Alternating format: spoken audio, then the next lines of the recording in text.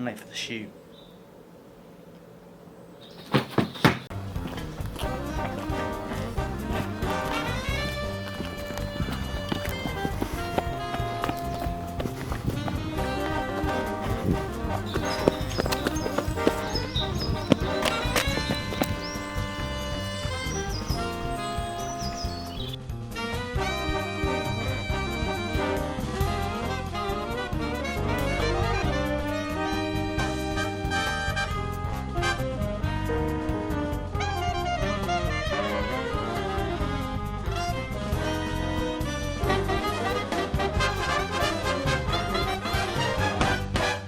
Thank you, William. Sir, where have you been? Oh, that's a long story. What's on the agenda now? You've got to do the voiceover part. It's an easy one. And where is my water?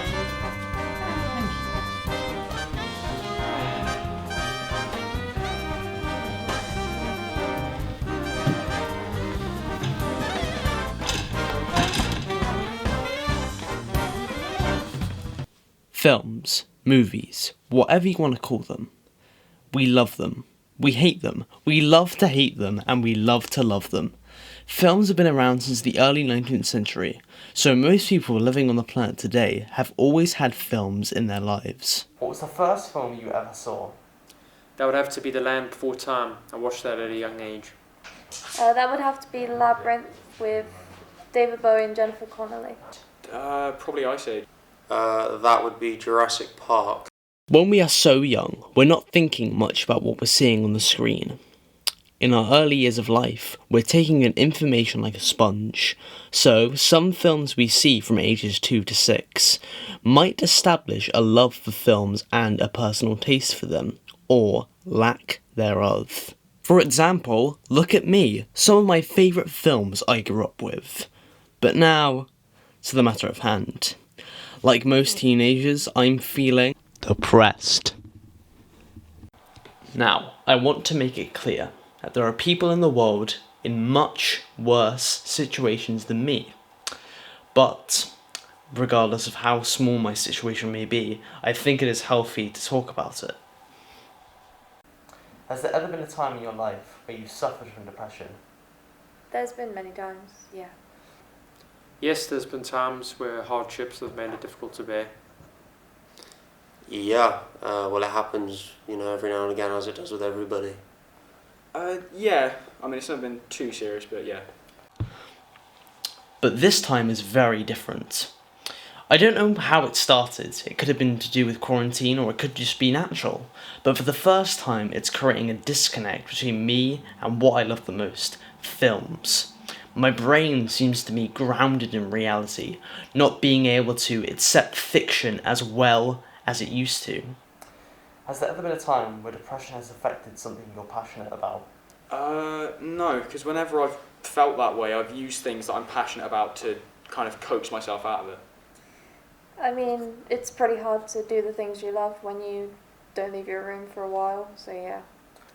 Yes, there's been times where when I've been depressed and it's made the things I love doing that I'm passionate about not as enjoyable as they used to be. Yeah, it takes the joy away from it to an extent. You focus more on the depression than you do what you like. So I think it's only appropriate to try and cure this is to revisit my favourite film of all time, to try and get that spot back, and hopefully I'll enjoy it just as much as I did when I first saw it. And that film is Whiplash. Damien Chazelle wrote the script for the film and loosely based it on his own experiences learning music in college. The film is about Andrew Neiman, who wants to be the greatest drummer of the 21st century. After showing off his skills to Terence Fletcher, he is accepted into his class, but learns that Terence Fletcher will do anything to create the greatest musicians of the 21st century, even if it means mentally and physically abusing them. With the help of Blumhouse Productions, they helped him take 15 pages of the script and made it into an 18-minute short film. The film was directed by Damien Chazelle and starred J.K. Simmons as Terence Fletcher and Johnny Simmons as Andrew Neiman. And no, they're not related. In 2013, the short film was shown off at Sundance Film Festival. It was critically acclaimed, and people cried out for the full version. Luckily, their cries were answered. At Sundance the following year, the full version was released, with a budget with around $3 million and a runtime with 1 hour and 46 minutes. The crew and cast mostly returned, with the major difference being that Johnny Simmons was replaced with Miles Teller.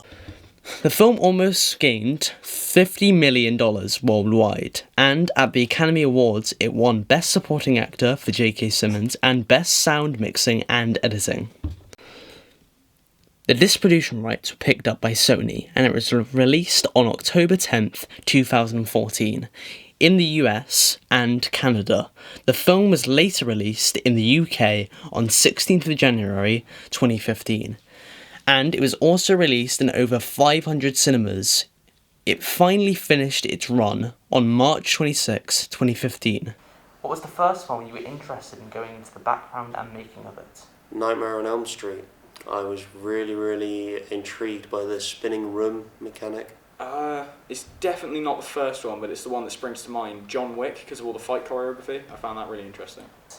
That would have to be Star Wars. I was just fascinated by the effects and the lightsabers.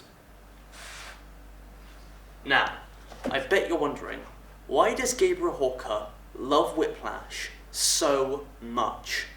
Well, I'm glad you asked. To me, it's a perfect film. Of course, the cinematography and the editing are flawless, but it's the characters that bring it all together. They are portrayed brilliantly by their actors, and even more amazingly, it's so interesting to see these characters who are consumed by their goals. I won't go much into detail about the plot or the spoilers, but I will say, the final act, the finale, brings everything together so perfectly from a plot and narrative standpoint. Is it over? Yes, sir. Okay, sir. What's next? Interviews with the musicians. Sir, are you sure you shouldn't take a break? Break.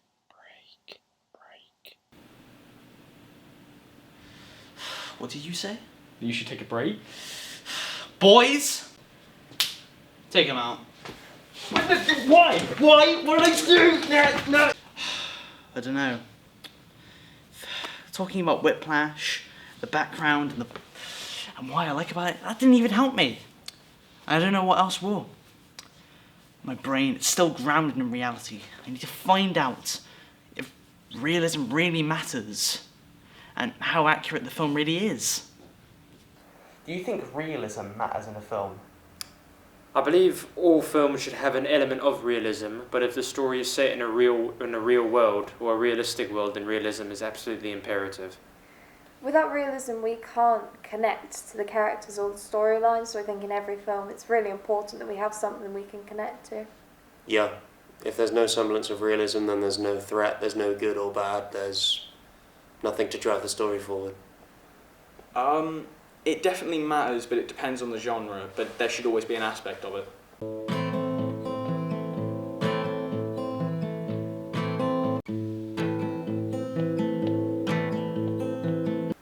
Do you think the film Whiplash is accurate to a traditional learning environment under music?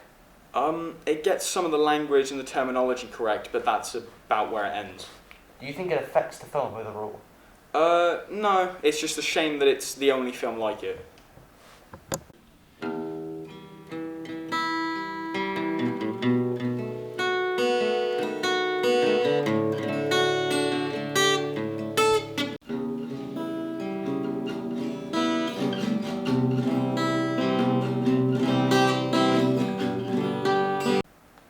Do you think the film Whiplash is accurate?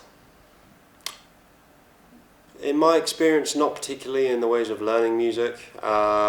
It's really, it's made far more dramatic. Do you think it affects the film overall? Well, I mean, not negatively. The added drama just makes it more of a gripping story. Have we got anything else on the schedule? Anyone else coming in for an interview? No. I'm not sure what to do. Whatever I do, I can't seem to cure my depression. Maybe you should seek therapy. Very funny. But that does remind me, we have one final person coming in for an interview. Who?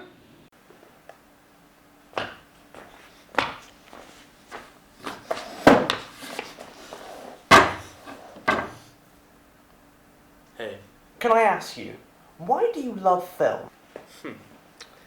That's a very difficult question, but I'll answer it. Films are beautiful. They're a work of art.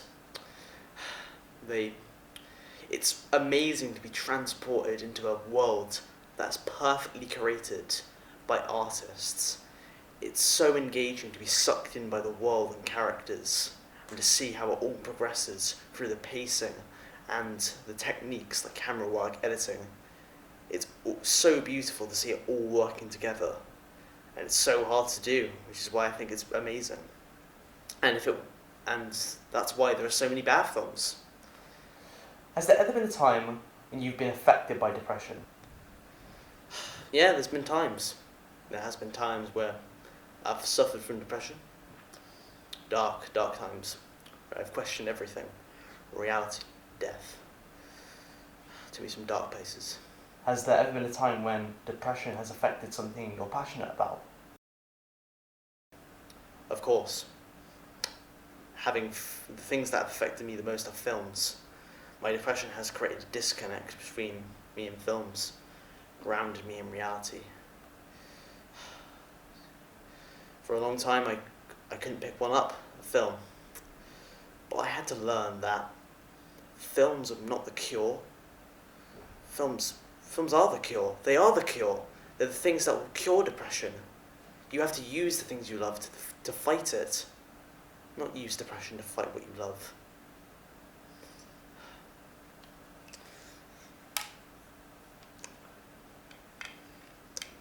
Sorry. Maybe he's right. Maybe I shouldn't let my depression cloud what I love the most, films. Maybe I should let films destroy my depression. He might be right. I should... What's happening to me? Who goes there, friend or foe?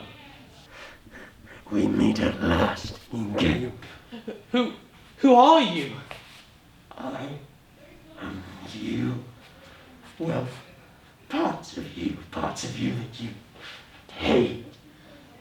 I am your depression. That can't be possible, but somehow I know it's true. What do you want anyway? I have had to live in you pathetic humans, and now that I am free, I will free them from the flesh cells. And once I have ruled the world with my depression, my people will be free. None of I have anything to say about it.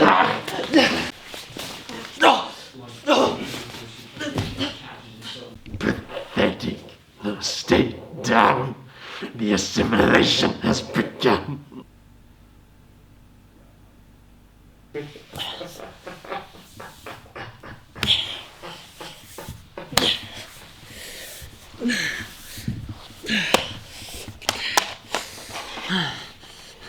I think I finally figured out your weakness.